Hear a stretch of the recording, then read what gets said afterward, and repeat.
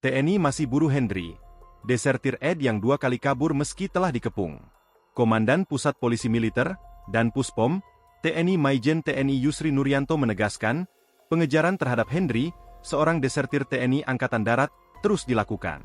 Hendri telah dinyatakan masuk daftar pencarian orang, DPO, usai menembak Serma Rendi, saat ia hendak ditangkap di Belitung, Bangka Belitung, pada 12 Januari 2025. Penangkapan itu dilakukan usai Hendri yang terakhir berdinas di Korem 042 Garuda Putih, Jambi, pada 2023, dilaporkan oleh istrinya sendiri ke Subdenpom Persiapan Belitung karena melakukan pengancaman. Untuk yang di Babel tetap kita tindak lanjuti, buru sertu Hendri, kata Yusri saat ditemui di Mabes TNI, Cilangkap, Jakarta Timur, Senin, 10 Februari 2025.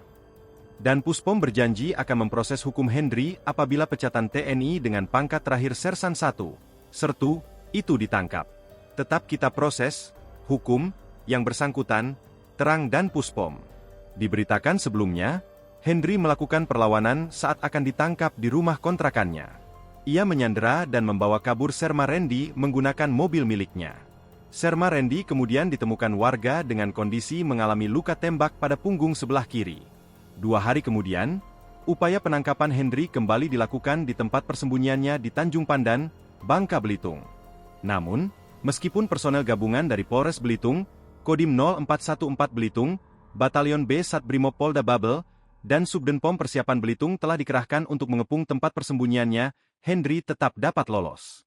Ia diduga kabur usai petugas menembakkan gas air mata ke dalam tempat persembunyiannya. Kini, Hendri masih berstatus buron. Download Tribun X sekarang, menghadirkan lokal menjadi Indonesia.